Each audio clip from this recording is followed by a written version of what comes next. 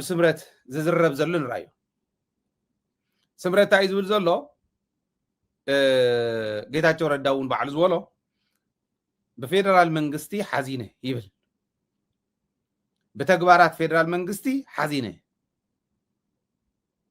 ታሕዚኑ እኳ ተተባሃለ አምሱልነት እንዲሁ ፌደራል መንግስትስ ፕሪቶሪያ ውጽኢት ከምጽእ ብዝኽእል መንገዲ እንዳኸድና እንዳሃለና ዋላ ንሱ እንዳኸደ ፀኒሑስ ሕዚ ኣብ ምዕራብ ትግራይ ዘለው ኣመራርሓ ኢና ባህልቲ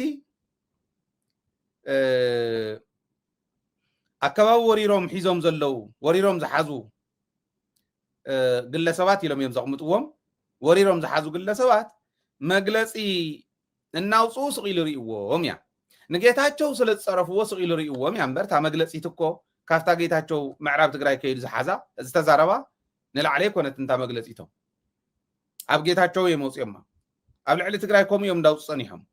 ጌታቸው ሓድሽ ኮይኑ ሕዚ ወይ ሕጂ ተረዲእዎ ናታቶም መግለፂ ኣይኮነን ከምዚ ዓይነት ዘረባ ክገብር ክኢሉ ምዕራብ ትግራይ ከይዱ ቃፍታ ከመሓድር ዝበሃል ቃፍታ ጨረቃ ድያ ኣብ ወርሒ ድያ ሰብ ወለጋ እያ ዘላ ዝበሃል ዘይፈልጥ ዝኾነ ሰብ ንምድብ ነርና ኢና ዘይፈልጦ ኢና ንምድብ ምዕራብ ትግራይ ህዝቢ ምዕራብ ትግራይ ንጎንደሪ ገዛ ዝሰርሕ ነይሩ እምበር ንሽረ ይኮነን እዚ እንዳበለ ዝነበረ ሰብ ኣብ ልዕሊኡ ሕዚ ሓሳዊ እዩ ጌታቸው ፈሽላኹ እዩ ጌታቸው መትከል ዘይብሉ እዩ ጌታቸው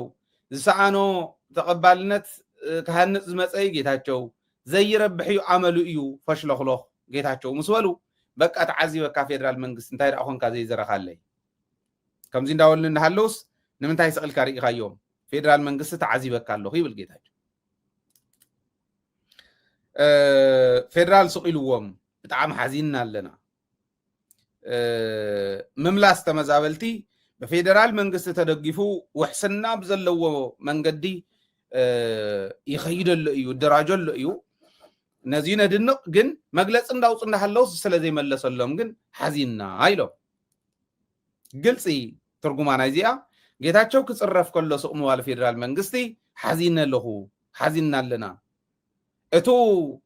ነተመዛበልቲ ኣመልኪቶም ዘውፅዎ መግለፂ ንሕና ደደቢት እውን ዘቃልዕናዮ ኣብ ቻናልና እተው ራእዩ ናይ ኢዚኣ ብጣዕሚ ዝሕዝን ሓደገኛ ምዝባዕ ናይ መረዳእታ ናይ ኢዚኣ ኢልና ናይ ኢትዮጵያ ዜና ኣገልግሎት ኢልና ዝሰርሐና ይርኣይዎ በማሕርኛ እውን ክንመፆ ኢና ኢልና ኢና ነዚዮ ይኮነንዎን እንታይ እዮም ኢሎም ፌደራል መንግስቲ ክመልሶም ደልዩ ነተፈናቀልትስ የቀድሞ ህወሓት እዮም ዝብልዎም የቀድሞ ህወሓት አመራሮች እንቅፋት ሆነዋል ኢሎም መውፅኦም ካብኡ ነቶም ተመዛበልቲ ዝሓተትዎም ከምዚ ማለት ብምስሊ ይዛረቡ ዘለው ይመስል ከምዚ ገይሩ ኢንተርቪው እናገበሮም ስእሎም እውን የርእዩ ተዘረባ ግን ፌደራል መንግስቲ መላሳይ ህወሓት ተቃዋሚ ገይሮም ይቅርቡ ግን ከምኡ ይነበረ ብድምፆም መስሚዕናኩም ኢና ተን ኢንተርቪው ኣብዚ ኣቕሪብናየን ኢና ታንክስ ቱ ዶስ እቶም ንዓና ዝሃውና እቲ ኢንተርቪው ባዕሊ ኣቕሪብናዮ ባይዘወ እቲ ኢንተርቪው ካሊእ ነይሩ ኢልና ባዕሎም ቶም ኢንተርቪው ተገበሩ ኣብዚ ኣቕሪብናዮም ድምፆም ናታቶም ዝነበረ ንሕና ክንምለስ እንተኮይንና ጌታቸው ዝብሎ ዝኒሄ ሕዘ ይኮነ ፌደራል ተሓጊዙ ይምለስ ኣሎ ዝብለ ይኮነ ንሕና ዝበልና ኣብኡ ዘለው ሰፈርቲ ይውፁልና ኣብኡ ዘሎ ወራሪ ሓይሊ ይውፃልና ኣብኡ ዘሎ ዕጡቕ ሓይሊ ይውፃልና መሬት ጋሕ ትበል ከምታ ዝነበረታ ምዃና ሰራዊትናን ምምሕዳርናን ከይዶም ይረጋግፅዎ እዚኡ ምስ ረጋገፁ ክንምለስ ንኽእል ኢና እምበር ኣብኡ እናሃለው ንዑ ተመለሱ ምባል ንህዝቢ ምዕራብ ትግራይ ነቲ ዝተረፈ ብሂወት ንዓተ ወዳእ ማለት ስለ ዝኾነ ኣግባብ ኣይኮነን እዮም ኢሎም ነዚኣ እዮም ከዛብዕዋ መኪሮም ጌታቸው መኪሩ ባዕሎም ተን ብልፅግና እውን መኪሮም ኣብዛ ሕዚ ብልፅዞም ስምረት ኢሎማ ዝኒአው እውን ቃል ብቃል ንሳይ ኣትብል ፌደራል መንግስቲ ይመልስ ኣሎ በቃ ኣብ ቀረባ እዋን ክምለስ ባይዘወይ እንተሎ እንታደሰ ኢኸም ኢሉ ፖለቲሳይ ዘይትገብሩ ምዕራብ ትግራይ ኣይወኩም እኔ ብሱር ቅድሚ መረፃ ምዕራብ ትግራይ ዝበሃል ከይትሓስብ ንምንታይ ወሲልኩም መረፃ ምዕራብ ትግራይ ኣብ ትሕቲ ፌደራል መንግስቲ ኮይኑ መረፃ የካይድ ክበሃል ቀስ ናለት ከምታ ኣብይ ኣሕመድ ዝበላ ናብ ኣብ ትሕቲ ፌደራል ትመሓደረሉ ደረጃ ክትከይድ ኢትዕላማ ድሕሪ መረፃ እውን ሕገ መንግስቲ ነመሓይሽ ኢሎም ከም መሓይሽ እዮም ብርግፀኝነት ነምሓራ ክልል ናብ 4 ክመቕልዋ እዮም ከምታ ናይ ደቡብ ክልል ነምሓራ ክልል ናብ 4 ክመቕልዋ እዮም እንታይ በለሃ ይለበሉ እዚኣ ቆሪፅኩም ሓዙ برقصኝነት ኣትዩ እዩ ተቃለቱ ግዛዕት ምሕተቲ ከም ብሄረ ወሎ ኢና ንበሃል ንሕና ብሄረ ሸዋ ኢና ንበሃል ብሄረ ጎጃም ኢና ንበሃል ብሄረ ቤጌ ምድር ኢና ንበሃል ንሕና ኢሎም 4 ሕቶ ናብ ፌደሬሽን ምክር ቤት ኣትዩ 4 ሕቶ ኣብ ፌደሬሽን ምክር ቤት ሒዝዎ ዘሎ ኣገኘው ተሻገሪ ንግዚኡ እዩ ተማኺሮም ይምሒዞም حزنا لك دوب كلل نا 4 كلل كم زمقلوا نمحراون كم اخ مقلوا زيت مقل غندا صفحت تخيد اورومما يا اوروميا ازيت ناي اورومما تحساسوا انبر اورومو كم حزبي كم يغبري مالتي يكون اغباب بزلو منغدي كم عرارنا ايثيوبيا حتى تزخون نيرو ستاتس كو انت نملسكو اتولتا بريتوريا اذا حوحات ون كم ودب ናይ ባዕሎም ስንፍና ከልዎም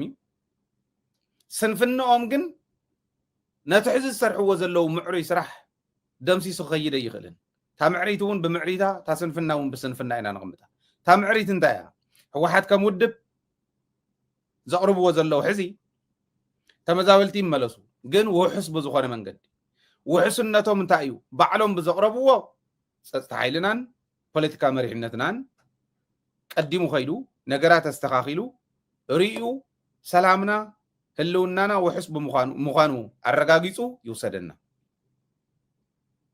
እዚያ ያ ስለዚ በዚ ደረጃ ናተሓተተና ሃለወ ናይ ህወሓት ሕቶ እዚ ኮይኑ እንዳሃለወ ዛዊዖም ዘረቡ አው በትግርኛ ምዝራበብ ዘድሊ ከዓ እቶም ስምረት ዝበሃሉ ጻድቃን እውን ይሄ ናይ ጻድቃን ቲም ዝበሃል ጠቅላላ እዚኦም ኣብ ልዕሊ ህዝቢ ትግራይ ዘይተባሃለ ዘይተጠለበ ነገር እንዳቅረቡ ናዛውዕ ዝነበሩ እዮም ኣብ ልዕሊ ወንጀል ደይሊ እናወሰኹ ዝኸዱ እዮም እዚኦም እዮም ትሕቶ እዚ ዘቕርብዎ ዘለው እሞ ብደንብ በኣንክሮ ክንሪኦ ክንከለለና ብሱር ትግራይ ክትመሓየሽ እንድሕር ኮይና ከም ኣነ ብሕጊ ዝሕተት ብሕጊ ብዕርቂ ዝውዳእ ብዕርቂ ጌርካ ንምኻድ እሞ እዚዩ ኣብ ንጹር ብሄራዊ ረብሓ ኣደላሊልካ ምንጻፉ ንጹር ብሄራዊ ረብሓ ጌርካ ምኻድ እንተተኻኢሉ እዩቱ መልሲ ክኸውን ዝኽእልነቱ ዝኒየ ሕተና ኢለ ዝሓስብ ስምረት እውን ግን ከምቲ ዝበልክዎ ብፌደራል መንግስቲ ሓዚንና ኣለና በቃ ጌታቸው ዝበሃል መራሒና እንዳተፀረፈ እንዳሃለወ መግለፂ እንዳወፀሉ እንዳሃለወ ስቕ ምባሎም ብርግፅ ሓንቲ ቃል ተዛሪቦም ኣከባቢ ወሪሮም ሒዞም ዘለው እዩ ዝብል ግን ኣብቲ መግለፂኦም ጌታቸው ስለተፀረፈ ዘውፅዎ እምበር ወሪርኩም ሒዝኩም አይበሎምን አንዳንዱ ኮብልለዋል ሌላኛው ደግሞ ወደ እናንተ መጥተዋል ስለዚህ ንስኹም ይኹም ጽቡቕ መራሕቲ ከይተምጽዎም ኣነ እውን ይቅበሎምን ህወሓት ዝበሃል ናብዚ አንተ መጽዩ ኣነ እውን ይቅበሎን ምሳኹም ኮይነ ክቃለስ እንዳበለ ቃል ብቃል ሰማዕና የሰብኣይ ተጸሪፈሞ ፌደራል መንግስቲ ንምንታይ ዘይ ዘረየለ ኢሉ ዓጀውጀው ክብል ከለኻ ምስማዕ ላዕሊ ዝሕዝን የለን በቲ ወለበቲ ግን እዚ ይብሉ ኣለው ኢቲ ሓደ